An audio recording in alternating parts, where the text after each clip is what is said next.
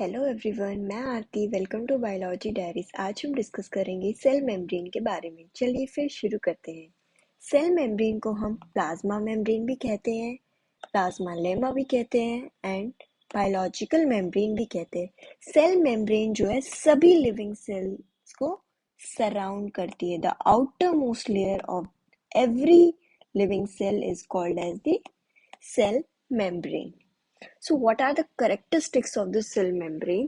Cell membrane काफी thin होती है, delicate होती है, उसका nature elastic होता है and it is selectively permeable.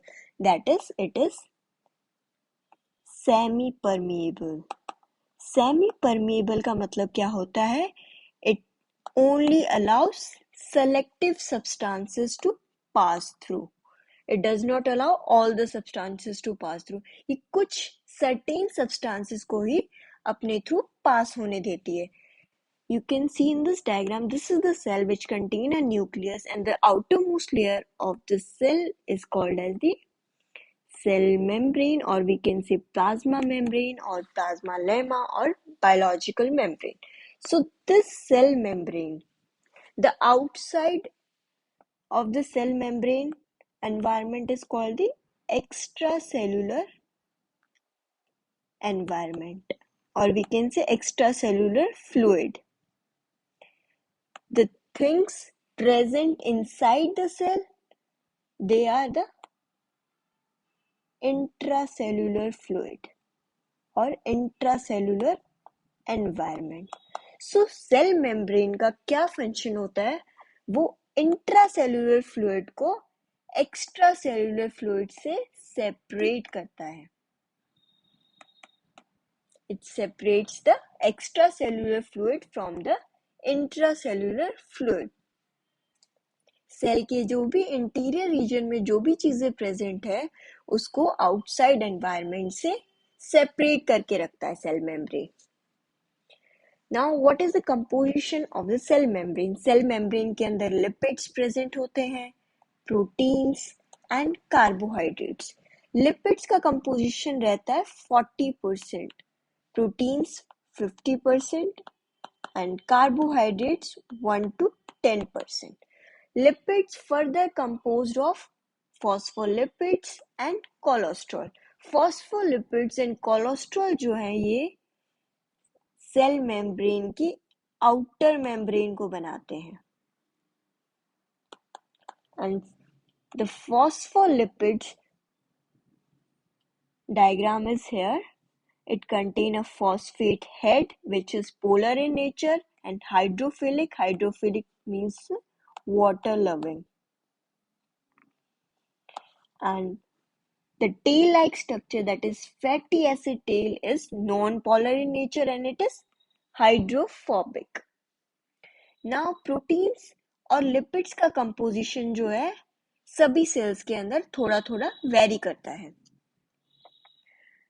Proteins के अंदर आते हैं further integral proteins and peripheral proteins. Integral proteins वो प्रोटीन्स होते हैं जो सेल मेम्ब्रेन के अंदर एम्बेडेड होते हैं. You can see here these type of proteins are embedded in the cell membrane. And integral proteins, for example, like channel proteins and carrier proteins. Integral proteins important होते हैं substances की exchange के लिए cell membrane में. And other are peripheral proteins जो कि periphery में present होते हैं सेल मेम्ब्रेन के. Now carbohydrates.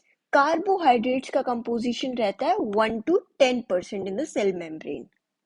So those carbohydrates which interact with proteins.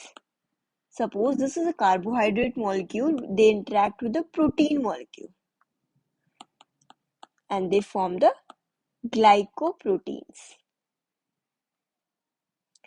And those carbohydrates, or we can do those sugar molecules which interact with the lipid molecules, they form the glycolipids. Cell membrane के अंदर carbohydrates की presence help करती है cell को एक particular identity provide करने में, and it also important for our immune system. Now what are the functions of the cell membrane? Cell membrane जो है materials के transport करने में regulate करता है, कौन सा सब्सटेंस की एंट्री होगी, कौन से सब्सटेंस की एग्जिट होगी, वो सब रेगुलेट करता है cell membrane. Cell membrane cell को शेप प्रोवाइड करता है, उससे एक्सटर्नल एनवायरनमेंट से उसको प्रोटेक्ट करता है, और it also provides a fixed environment. Cell के अंदर एक फिक्स्ड एनवायरनमेंट को प्रोवाइड करता है सेल मेम्ब्रेन. सेल मेम्ब्रेन एक सेल को स्ट्रक्चरल सपोर्ट प्रोवाइड करता है, and it also helps in the transport of nutrients into the cell. जो important nutrients cell को चाहिए उनकी transport करने में भी help करता है, and also transport the toxic substance. जो substances cell के लिए toxic हैं उनको भी cell से बाहर निकालने में help करता है.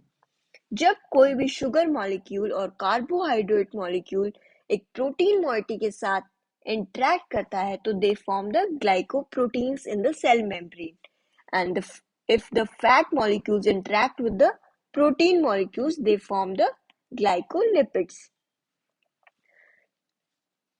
Cell membrane also helps in the cell signaling process. Cell signaling में भी help करता है, और एक सेल को दूसरे सेल से कम्युनिकेट करने के लिए भी सेल मेम्ब्रेन का रोल रहता है. सो I hope you understood this topic. I hope this video is helpful to you. Share your views in comment section. Do like, share, subscribe to my channel for more videos. Thank you.